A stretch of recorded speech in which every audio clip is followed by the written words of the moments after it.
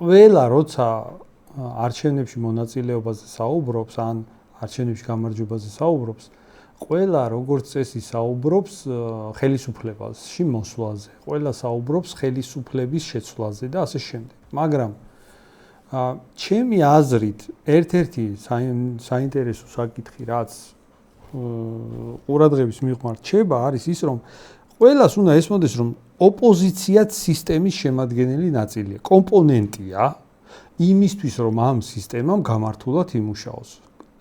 იმ სისტემაში, რომელშიც ჩვენ დღეს ცხოვრობთ, ოპოზიცია ყველა ვარიანტში არსებობს და ყველა ვარიანტში რაღაც ფუნქციას და დატვირთვას ასრულებს, რომ გამართულად იმუშაოს. თუ ოპოზიცია არ არსებობს, მაშინ ეს ქვეყანა შედის კრიზისში, პოლიტიკურ კრიზისში და სერიოზულ პრობლემებს ვაწყდებით მაგ მოცემულობაში. ამიტომ ძალიან მნიშვნელოვანია ყველა აცნობიერებდეს ოპოზიციის როლსაც ზოგადად ქვეყნის გამართულ ოპოზიცია რაში უწევს ოპონირებას ხელისუფლებას, ანუ რა სიტყვის და რა პრეტენზიები აქვს, ეგ არის ზოგადად პოლიტიკური ქვეყანაში არსებული პოლიტიკური ატმოსფეროს ერთი ნახევარსფეროა, მოდი ესე ვთქვათ, ხო?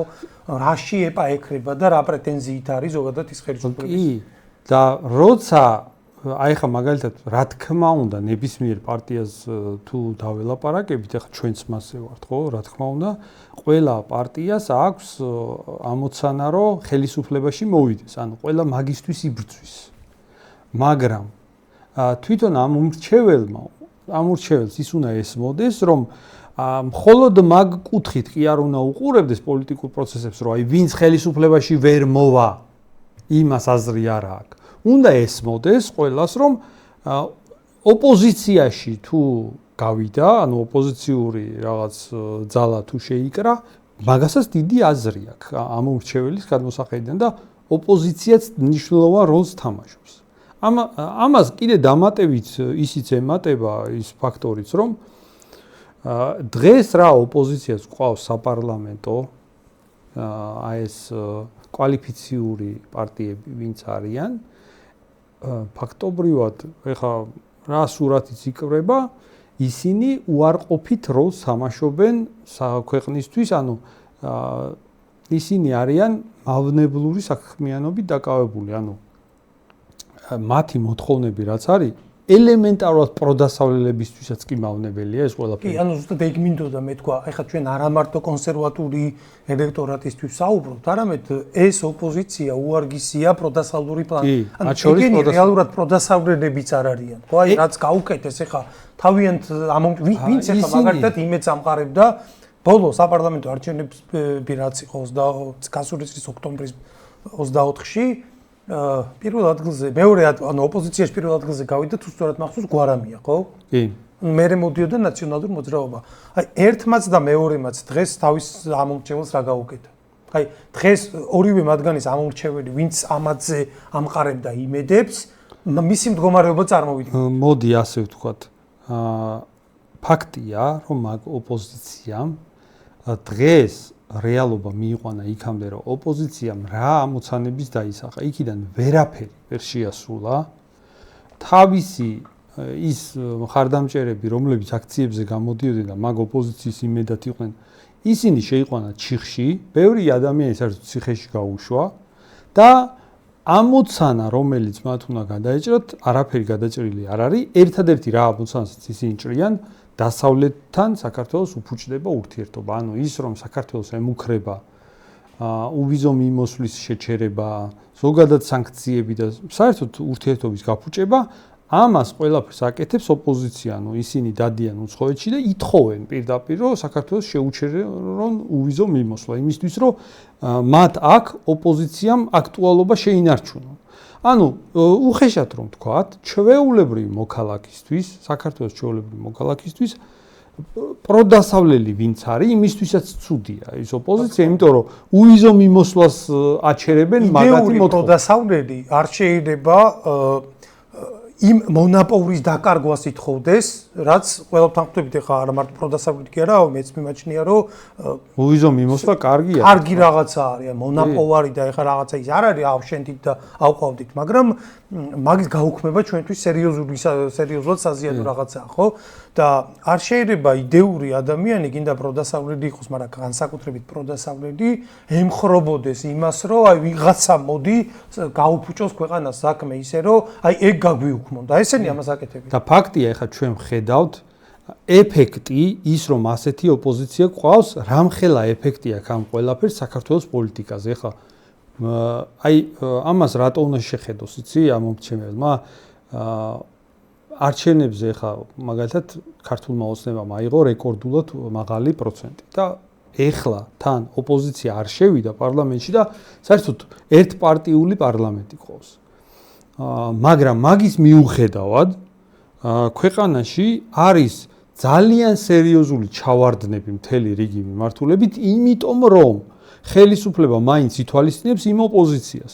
ხელისუფლება მაინც ხედავს ძალას იმ ოპოზიციაში და გარკვეული თვალსაზრისით საქართველოს პოლიტიკა მაგის გარშემო ტრიალებს. აი მაგალითად ახლა საქართველოს წარმომადგენლები რომ ვერ წავიდნენ ჩინეთში პარადზე, ხო?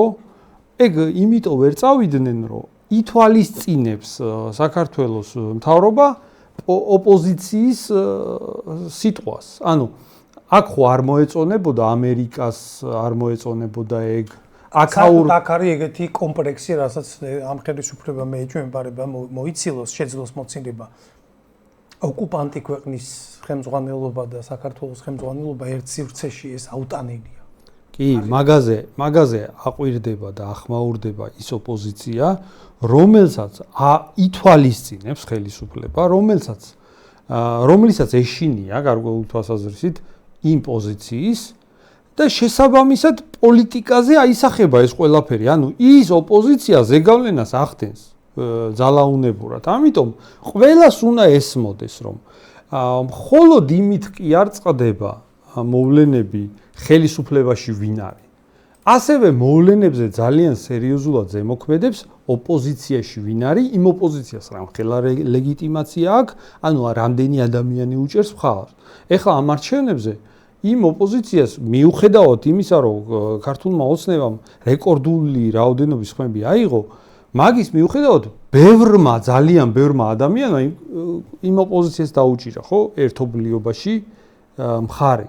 ამიტომ ზემოქმედებას ისინი ახდენენ პოლიტიკაზე და ამ კუთხით შეხედვა მოვლენებისთვის არის ჩემი აზრით უმნიშვნელოვანესი. ვიღაცა ადამიანი თუ თვლის, რომ არჩევნებზე რომ მივადა, აი ვის უნდა დაუჭიროს მხარი, იმისთვის რომ სწორი მიმართულებით შეიცვალოს მოვლენები და ცოტა გაჯანსაღდეს გარემო, ჩემი აზრით ყველამ უნდა გაითვალისწინოს ასევე ის, რომ ეხლა უკვე ძალიან დასუსტებულია ის ოპოზიცია, ეხლა ის ოპოზიცია აღარ წარმოადგენს არანაირ საშიშროებას და ეხლა არის შანსი, რომ თუ ვიღაცას არ სჯერა, რომ ხელისუფლება შეიძლება შეიცვალოს, აი ვიღაც შეიძლება ასე შეხედოს.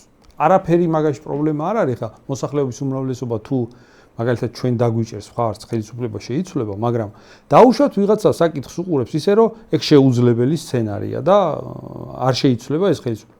ყველამ უნდა დაინახოს ასევე იმ სცენარის მნიშვნელობაც, რომ ხელისუფლება ვთქვათ არ შეიცვალა, მაგრამ ოპოზიციური ძალა გაჩნდა ახალი, რომელიც დაემატება პროცესებზე ზეგავლენის ელემენტად. ანუ პოზიტიური მოვლენად ეს სცენარი იმიტომ უნდა ჩათვალოს, რომ თუ ოპოზიცია დაემატება, ეროვნული ოპოზიცია დაემატება, ეგ არის ძალიან სერიოზული ცვლილება ზოგადად ქართულ პოლიტიკაში. აი განსაკუთრებულად მნიშვნელოვანი, იმიტომ მგონია ეს აზრი, რომ საქართველოში ყველა უყურებს აი ძალიან ერთი მიმართულებით ამ საკითხს, რომ აი კონკრეტულად ვინ გაიმარჯვებს. მხოლოდ მაგას აქცევს ყურადღებას, მაგრამ მე ვიტყოდი და დამწმუნებული ვარ ყველა დამეთანხმება, მაყურებლის დამეთანხმება, ეხლა აი დაფიქრების მერე, რომ ზოგადად ვინ არის წარმოდგენილი პოლიტიკაში, მაგას აქვს ძალიან დიდი მნიშვნელობა. ზოგადად გაჯანსაღებაზე უნდა ვიფიქროთ და ოპოზიციის ყველაზე საერთოდ აი ბოდიში ირაკერი, ანუ ეგ აი რომ ვიღაცებს ხანდახან არ ესმით ხოლმე, რომ პოლიტიკური გამარჯვება მარტო გონიათ, რომ ვისაც მან მხარი დაუჭირა, ის მოვიდა ხელისუფლებაში, თუ ხელისუფლებაში ვერ მოდის, ესე იგი და სინამდვილეში ოპოზიციას რამხელა მნიშვნელობა აქვს, ეს ჩვენს მაგარითზეც გამოჩნდა წლების მანძილზე, ხო? დღეს რო ხელისუფლება რაც კონსერვატულ ნარატივზე გადმოვიდა, ამაში ხო კონსერვატორებს მიუხედავად რეპრესიებისა, მიუხედავად იმისა, რომ ჩვენზე რეპრესირებული ამ ოპოზიციურ სპექტრში არავინ არ იყო, ეს ეფექტი ფაქტია, რომ არის, ხო? გარდა მაგისა, ეხლა თუნდაც აი მაგალითად ეხა ყველაზე მწვავე პრობლემა რაც არის, მიგრაციის პრობლემა, ხო? მაგაზე ვლაპარაკობთ ამ თქვათ ერთი სტუდიიდან, რომელიც ყველგან დაბლოკირია და ფინანსურად ჩვენ არა ვართ დალხენილები და არაფერი, ხო? ნუ ყველგან დაბლოკირი არ არის, მაგრამ ნუ ყოველ შემთხვევაში ხა დიდი ლეგიტიმაცია ჩვენ ნაციონალური მასშტაბით მაუწყებელი არხებისგან არა გვაქვს, ჩვენ სახელებსაც არ ახლა სპეციალურად რატო? იმიტომ რომ მაქსიმალურად საზოგადოებისგან მოხდეს ჩვენი იზრდება. მიუხედავად მაინც ამ მიგრაციის თემაზე როცა ვლაპარაკობთ, ამას უკვე რაღაცა შედეგი აქვს, ხო? აი თუნდაც ხელისუფლებისთვის სერიოზულ დისკომფორტს ქმნის. ეხლა მე წარმომიდგენია მთელი ოპოზიციური სპექტრი, ეგრეთ წოდებული პროდასავლური ოპოზიციაც რომ ამაზე აპელირებდეს და სხვა თემებზე, როგორც არიან ჩაციკლურები, მაგალითად NGO-ებზე, მათ დაფინანსებაზე, მათ გრანტებზე, ხო? როგორც ამაზე აქტიურობენ, ისე რომ აქტიურობდნენ ამაზეც, თქვათ, სხვა ოპოზიციური არხები ან პარტიები, დარწმუნებული ვარ, რომ ხელისუფლებას ბევრად მეტი წნეხი ექნებოდა და სერიოზულად, თქვათ, უკან დახევას ვიხილავდით ხელისუფლებას. ამიტომ აქვს მნიშვნელობა, ვინ არის ზოგადად ოპოზიციაში. ეხლა არის შანსი რაღაცა რეალური ცვლილება შემოიტანოს სისტემაში. რაც ნებისმიერი მიმართულებით იქნება ეს საგარეო პოლიტიკა, შიდა პოლიტიკაში, აი მაგალითად იგივე აი ეს საიმიგრაციო პოლიტიკა, რაც არის აი ეს კატასტროფული დამანგრეველი საიმიგრაციო პოლიტიკა, მაგ ყველა მიმართულებით გაჯანსახდეს მოცემულობა. ხალხი რომ სვამს შეკითხვას, რა ვქნათ? რა უნდა გავაკეთოთ იმისთვის რომ რაღაცა გვეშველოს, ყველაზე მთავარი და ყველაზე საუკეთესო და ყველაზე მარტივი სხვათა შორის, იმიტომ რომ მარტივი გზა ერთ-ერთი აუცილებელი კომპონენტია, რაც უნდა ითქვას. საერთოდ რთული გზების დასახელება ნიშნავს ისეთი გზის დასახელებას, რომელიც ვერ განხორციელდება. რაც შეიძლება მარტივი გამოსავალი უნდა მოძებნოთ. ყველაზე მარტივი გამოსავალი არის არჩევნებით ლეგიტიმაციის მიცემა ახალი ძალისთვის და თუ ეხლა რა თქმა უნდა ეგ ცალსახადია, მაქსიმალურად უკეთესი იქნება, თუ მაგალითად ხა ჩვენი ძალა საერთოდ გაიმარჯვებს არჩევნებში და აი ამ თვითმმართველობის არჩევნებში ჩვენ მოვიგებთ და ჩვენ ეგ საერთოდ უკეთესი იქნება, მაგრამ ვიღაცას შეიძლება ეგ არ ჯეროდეს გასაგები მიზეზების გამო და იმ ადამიანსაც მინდა გამოვეხმაურო, ვისაც არ ჯერა იმ სცენარის, რომ ჩვენ გავიმარჯვებთ. იმ ადამიანსაც მინდა დავარწმუნო ის, რომ მაინც უნდა ჩვენ მოგცეს ხმა. იმიტომ რომ ნებისმიერი ლეგიტიმაცია, რომელიც ოპოზიციის სტატუსს მიცემს ძალას, არის ამ სისტემაში უკვე გავლენის მიმცემი. არის ამ სისტემის გაჯანსაღებისთვის აუცილებელი ელემენტი და ამის მნიშვნელობის არ გაგება არის ჩემი აზრით სერიოზული შეცდომა, რომელიც შეიძლება რომ დაშვებული იქნას.